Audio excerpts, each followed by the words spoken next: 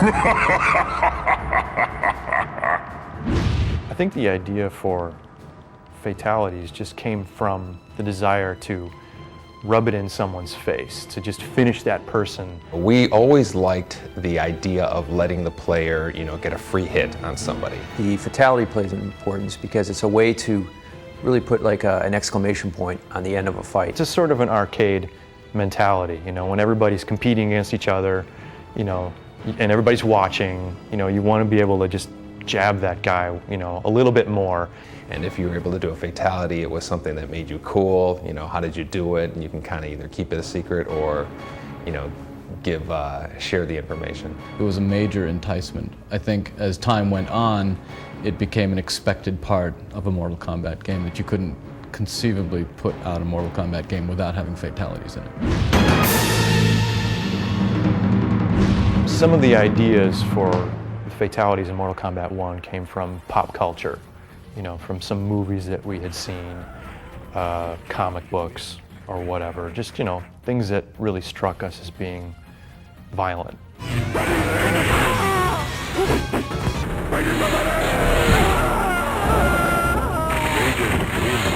For Mortal Kombat 1, probably my favorite fatality was the one that was the most controversial, which is the spine rip from Sub-Zero. That was the one that usually got the most attention, the most oohs and ahs in the arcades. We wanted to do a sort of a fatality, sort of a move, but that wasn't really a fatality. When we came up with the idea of the pit and knocking somebody down into the spikes below, we really wanted to make sure that we had a fatality in the game that anybody could do.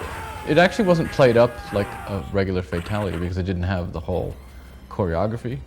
It was just all of a sudden you were punched off the bridge and you fell and died.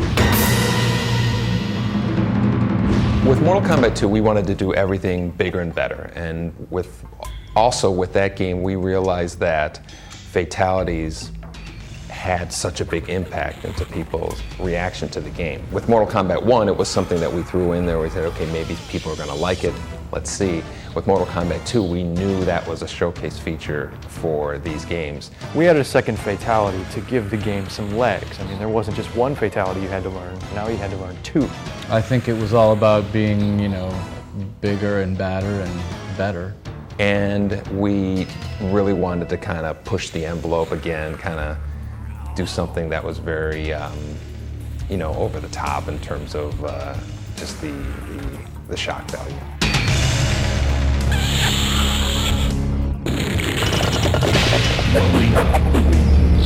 Flawless victory. My favorite fatality from MK2 was Katana's Kiss and Inflate fatality. We really started, introducing levels of humor into the game. It wasn't so dark, and so when Katana kissed the guy and then he inflated and then exploded, it was outrageous, it was violent, but at the same time there was humor in it. I liked always kind of combining the two. It's kind of like, dark comedy. My most memorable fatality from Mortal Kombat 2 would probably be Liu Kang turning into the dragon and biting the guy.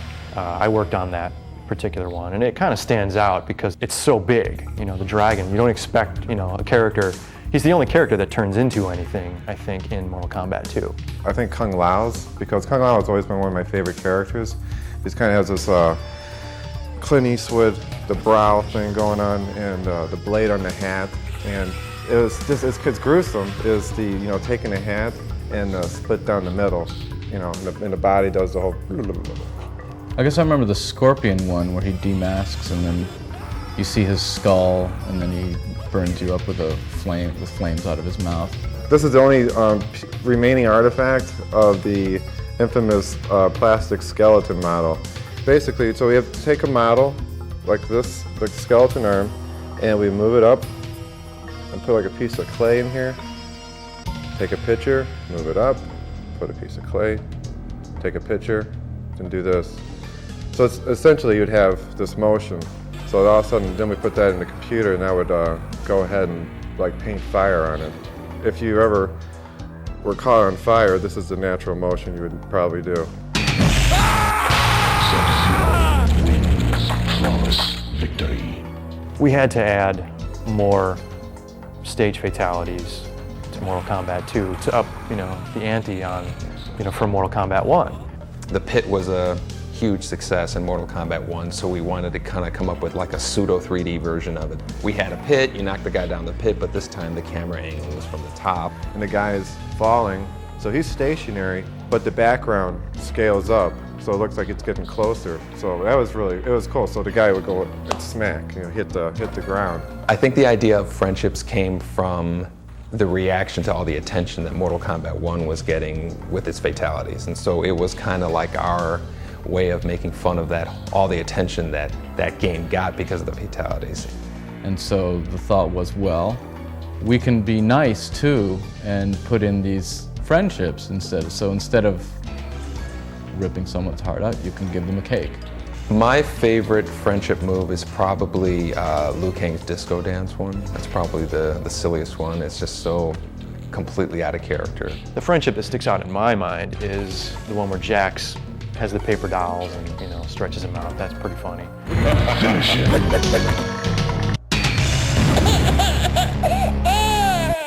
My recollection of Fatalities is I remember Dan Forden, who's the audio guy.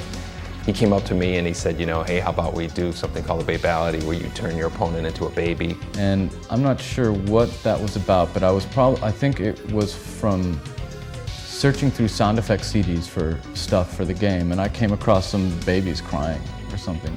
And I don't know, it just sort of popped in my head. It's like, well, what if like you turned them into a baby and then they would cry or something? And so, and I was like, you know, why would you do that? And he was just like, no, I just think it'd be funny. And you know, that was pretty much good enough for me. So, you know, all it required was for us to make, you know, 12 little baby images.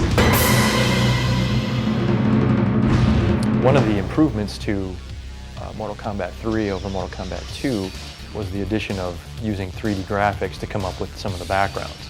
A lot of the effects, you know, from little blood explosions, they weren't so much done by hand anymore. They're actually done in 3D. MK3, we took the same approach to making that game as we did with Mortal Kombat 2, where basically it's more, bigger, better.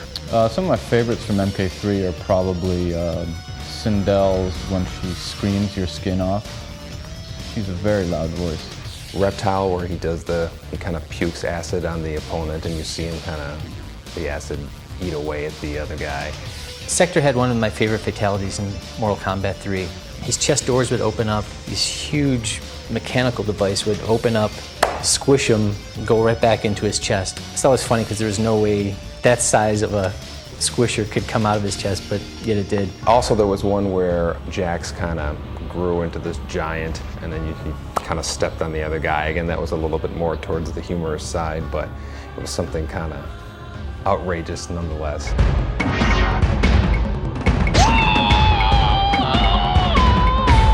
Liu Kang wins. Animality. Animalities, I believe, were created by the fans. They wanted to see different modes. They wanted to see nudalities, which of course we couldn't do. And one of the rumors that wasn't true was this feature called an animality. That someone put out there, oh, you can turn Scorpion into an animal, and which wasn't true. But then we decided to make it true in MK3. The reason some of these alities weren't done past Mortal Kombat 3 is because it's difficult to get things to transform in a 3D environment. I mean, I suppose you could do it with a puff of smoke that covers the change, but to morph, you know, one completely different model into another completely different model, you know, is a little difficult to do. It was definitely different doing fatalities in MK4 as opposed to the previous games because everything was in 3D. Definitely, I think the biggest thing was the ability to sever limbs, and we were never able to really do that before. And so, when you were able to blow people up and just, you know, tear them literally limb from limb, that opened up a lot of creative input for more things that we could do. Now we can move the camera around. We did a lot of funny, kind of like maybe 3 camera cuts of the same, like, you know, explosion or something like that. Like, big thing is like, you know, we'll have the body blow up and have the camera cut around it. Then like the last camera cut, you see the head rotating and hit the camera and fall. Well, the biggest limitation on the animation in the 2D games was that every frame of animation was an entire separate image. So it was very memory intensive to have smooth animation. So with motion capture, we have this full fluid motion that wasn't available in a 2D game. Animation-wise, it actually becomes a little bit easier because you only have to capture the motion once and then you apply it to a 3D model, as opposed to having every single character in the digitized world. You'd have to have every single character act out, having every fatality done to them. One of my favorite fatalities in MK4 was Reptiles. The one specifically where he actually jumps up on the victim and just starts gnawing at him. And he gets up, he pushes the victim down, the camera zooms up on the character's face and you just see a mutilated face. It was just really, really gruesome and really effective. Next would probably be the Shinnok one, where his hand, that skeleton hand, would come up and drag you into hell. That was kind of cool too. I came in at the very end on doing fatalities. I did Reiko, so that's the one I remember the best. Not that it was a very spectacular fatality, but it was the very first Mortal Kombat fatality I ever programmed. I think the advantage for not having to deal with the arcade was that we had a fixed platforming. Granted, the console systems vary, but not having to worry about the real big differences between graphic chips and things that the arcade systems have versus the consoles. The time that it takes to go from raw data to finished product is much shorter. You get to spend a lot more effort on the creativity side of it. We just about tripled our polygon count. We expanded our texture size tremendously. We expanded motion and a lot of the effects we could do. So it opened up a lot of doors to do wild fatalities. So with Deadly Alliance, suddenly we knew we were in the home. We didn't have to ask for 50 cents every 2 minutes. So we can really stage our fatalities and make them these big events. And that's why they started becoming a lot more elaborate. My favorite fatality in Deadly Alliance has to be the Sub-Zero pulling the whole skeleton out of his victim. That was the first fatality programming that I got to do, and it was a lot of fun putting in the effects, the blood, the bones. One of my favorites was Cyrax's, where he had this hydraulic arm that came out and grabbed the victim and just like slammed him up and down until he was a bloody pulp. That was good times. I think my favorite fatality from Deadly Alliance was Kung Lao's. It was, you know, there was a little bit of humor, but it was also kind of flashy, stylish. You know, he threw his hat, it stuck into the guy's head, and he fell down. And then he would kind of stomp on the opponent, and the head would fly up, and he would catch it and do this kind of fancy pose, which was, you know, silly in some ways, fancy and stylish in other ways, but it was probably one of the more elaborate fatalities from Deadly Alliance. For MK Deadly Alliance, we scaled back to only one fatality per character, basically due to time factors. We didn't have time to do 2 for every character. It just got to the point where at the end of the game we just couldn't get all the content in. So we ended up deciding on 1 fatality per character, and that's how it ended up. Part of the reason we decided to go with 2 fatalities in Deception is we'd heard pretty clear from a lot of the fans that they wanted more. They really loved the fatalities in Deadly Alliance, and they wanted us to expand and keep adding, so we decided to go for 2 with each character.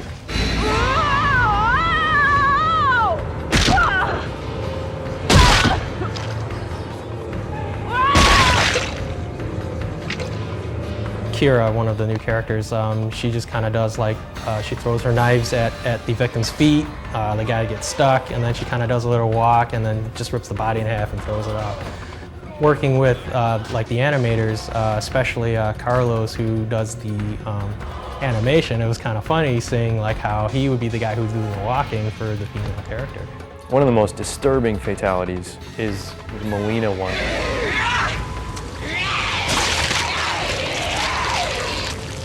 And then when she's done, she does this sexy sort of, you know, that was awesome. And what the fans don't know is that was Carlos. Baracho takes a swig of some wine, and then he takes a torch and lights the guy on fire. And then the other one is him basically, you know, expelling gas or farting, and then using the same torch, you know, and having the gas like ignite and then burn up the character. The reason we added the harikiri was to give the other opponent a chance, just a little bit of a window to kind of turn the tables on the other guy that was performing the fatality. We thought it would be cool to make the fatality part of the game like a race. So it's basically who can do a fatality first. Probably one of my favorite harikiris is Ermax. It's just so gruesome. He gets down on his knees and basically just starts ramming his head into the floor. I think Kenshi, because it's the classical, samurai harikiri one. And then Nightwolf throwing up the axe, impaled.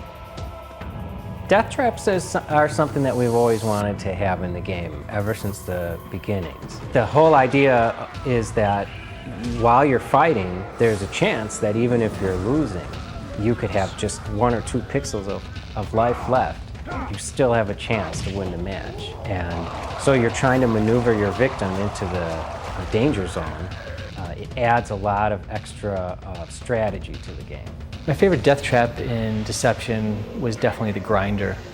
When you knocked your opponent in there, there'd be these 2 huge grinders that would pin the victim, and it would be bad enough if the victim just went right through it, but instead the victim is trapped in there, and there's this little bit of tension where you feel his bones crushing almost.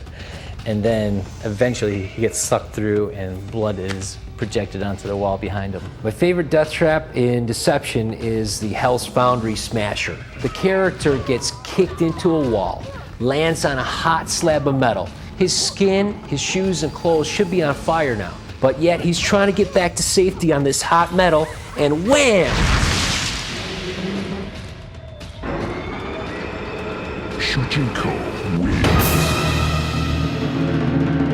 The idea behind the creative fatality system is to really expand the fatality. Instead of just doing a really complicated button combo and sitting back and watching everything happen, we wanted to put more options in the player's hands, let them show creativity by able to string different attacks. Every time you perform one, you have a little less time to perform the second one. So a really good player is going to get 2 or 3 part fatalities in there. And a great player is going to get like a 7 or 8 part fatality in there, and an amazing player is going to get, a 9 or 10 part fatality in there. So it actually is a gameplay feature. We award currency in the game for it. So it's not only is it a great show, but it's actually a skill that you have to learn. We spent a lot of time thinking about the death traps in Armageddon. They're much more elaborate than the ones we've seen in Deception. My favorite stage fatality has got to be the classic falling through a floor and landing on spikes. And in Armageddon, we've updated it in the bell tower arena. We have a 4-pronged spike. When someone lands on it, each limb gets severed. We even have a rat that comes in and grabs one of the arms and num-nums away with it. It's hard to pick my favorite death trap in Armageddon. There's a lot of good ones. The subway fatality, because it's a remake in 3D of a fatality that we had in Mortal Kombat 3, and it's a lot more of a cinematic presentation, looks a lot more painful, and people remember it, but they don't remember seeing it how we're presenting it. Probably my favorite one right now is in the Wastelands. It's cool. It's a cool visual. A guy getting thrown into the catapult with the burning balls, and all of a sudden, he gets flung. So he's flying through the air on fire. Then he hits the wall, and he slides down. So I like that. It worked out pretty well. I was happy with that. I think my all-time favorite, as classic as it is, would be the Sub-Zero spine rip, that one. That's kind of the signature one that everybody thinks of, that's always mentioned. And yeah, it's just kind of like the ultimate fatality for everybody. My favorite fatality is ripping someone's heart out, and I think that defines what Mortal Kombat's all about. Probably it would have to be the one of the stage fatalities. I think the collapsing cliffs one, with the detail of struggling with this spike through your stomach. I think that was really great. When I first played Mortal Kombat in the arcade, I thought when Scorpion took off his ninja hood and blew his fire at the victim, and to see him like burn up in smoke, I thought that was like the coolest thing I ever saw, and it just was like a pretty good shock when I first saw that, and to this day it sticks with me. I would have to go with a classic, and I'm gonna say it's Sub-Zero's spine rip from MK Deadly Alliance. Something about the choreography of the whole thing is a lot more elaborate than the previous spine rips he did. My all-time favorite fatality is probably with Quan Chi in Mortal Kombat 4, where he tears the opponent's leg off and kind of beats him to death with it.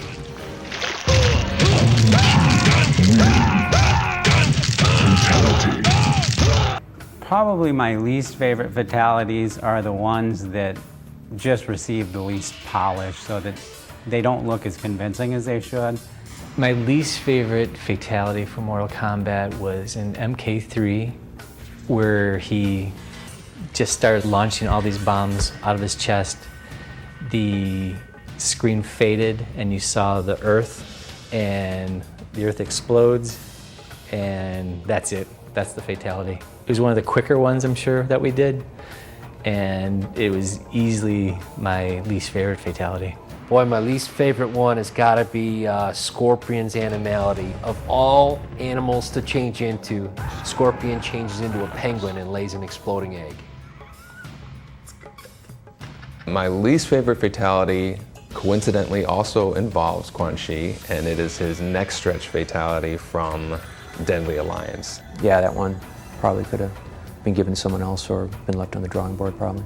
It was kind of done in a rush. He jumps up on the victim, grabs him by the head, and just pulls him, and his neck stretches super long. It looks pretty silly. This guy walking around with the exaggerated neck, it makes me laugh. I know it's silly, but I think it's funny. I'm not sure. I think we were getting a little low on creativity there.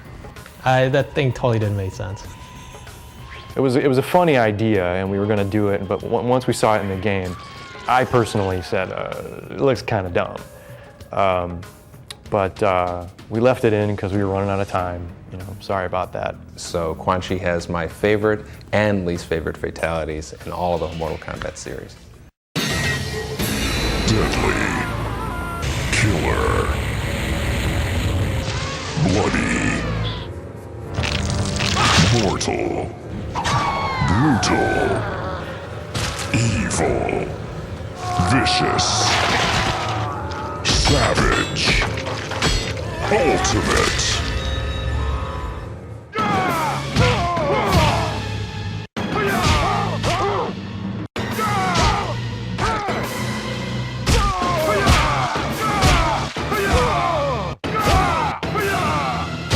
Sub-Zero wins.